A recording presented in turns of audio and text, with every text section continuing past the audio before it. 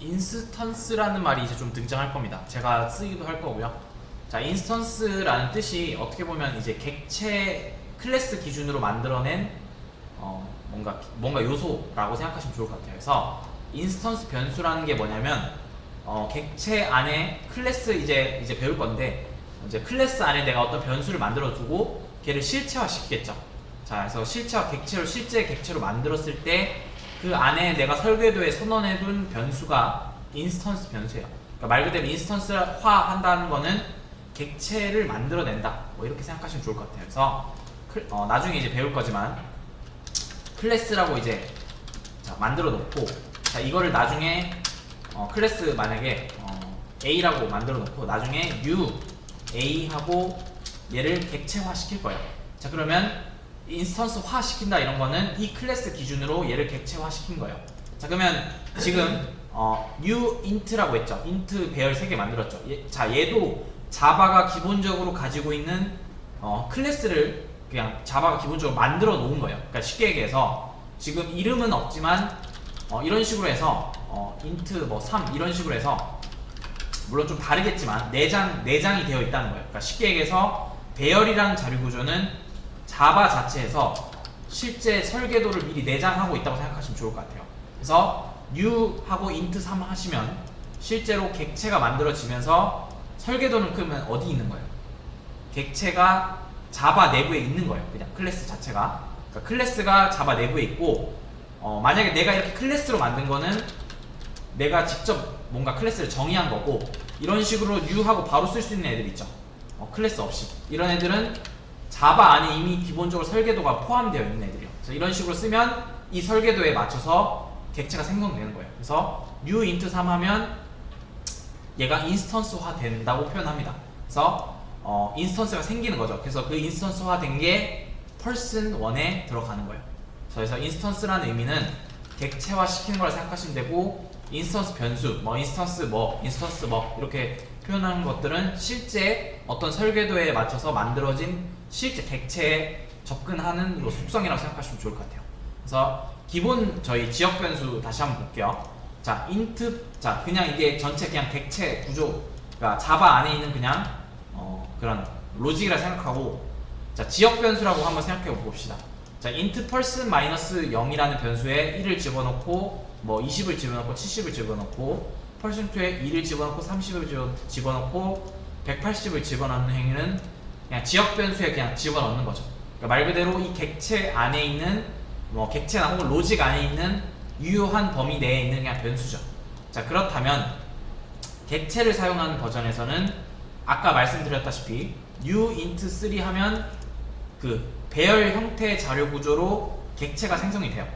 자, 그래서 내부적으로 3개의 뭔가 값을 집어넣을 수 있는 그런 구조로 객체가 생성이 되고 그 객체 안에 1, 2, 3 해서 인스턴스 변수라고 하는 거는 그 설계도의 안에 넣을 수 있는 어떤 변수 값에 값을 넣는 걸 생각하시면 돼요.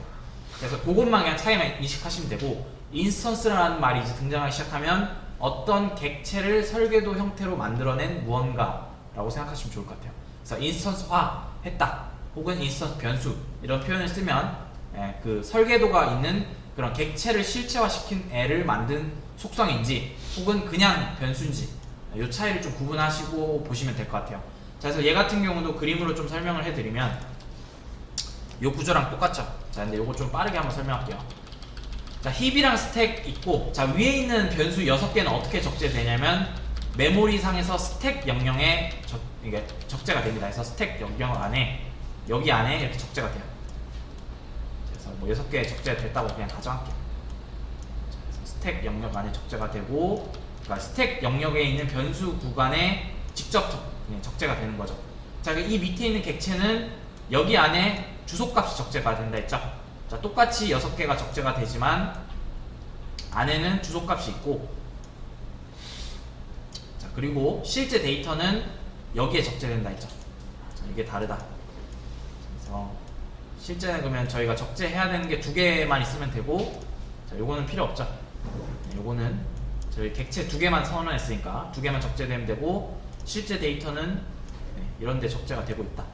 이렇게 해서 얘는 묶여 있겠죠. 각자 객체 영역이 이런 식으로 묶여서 적재가 되고 있고 이런 식으로 하나씩 바라보고 있겠죠. 그래서 이런 구조를 좀 기억을 꼭 해주셔야 돼요. 그래서 이런 식으로 되어 있고 인스턴스화 같은 경우는 인스턴스란 표현은 객체를 실체화 시켰을 때 라고 생각하시면 되고 어떠한 클래스나 혹은 내부적으로 얘도 클래스가 미리 선언된 거라 생각하시면 돼요. 그래서 이런 구조에 접근해서 뭔가 사용한다 이렇게 생각하시면 좋을 것 같습니다. 자, 그래서 비유를 하자면 좀 마지막으로 이제 정리를 하자면 객체 같은 경우는 자, 인스턴스랑 같은 표현이고요. 얘는 폴더라고 했죠. 네, 버스 혹은 폴더. 자, 그리고 클래스 같은 경우는 인스턴스 설계도고요.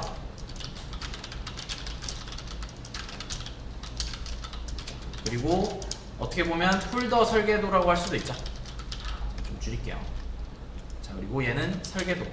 자, 요거 그 붕어빵으로 많이 비유하는데, 자, 여러분 클래스 객체와 클래스 간의 관계는 붕어빵으로 많이 비유했던 걸 들어보셨을 거예요. 자, 붕어빵 트리 클래스고요. 자, 그 틀에서 찍어내는 붕어빵은 객체예요. 그래서 그런 관계를 좀 이해하시면 좋을 것 같아요. 자, 그리고 객체 안에 변수는 인스턴스 변수라고 하고요. 자, 그리고 지역 변수의 경우, 자, 요렇게 정리하시면 돼요. 일단 제가 아까 설명드린 거. 그리고 지역 변수, 아까 그냥 변수 같은 경우는 죽으면 그냥 함수가 끝날 때, 함수가 종료될 때, 그러니까 함수가 실행되고 생명주기가 끝나면 이제 필요가 없어서 종료되죠. 그러면 그 변수들은 죽고요. 그러니까 죽는다는 건 쉽게 얘기해서 가비지 컬렉터에서 회수해 간다 생각하시면 돼요. 자, 그리고 인스턴스 변수가 죽는 경우는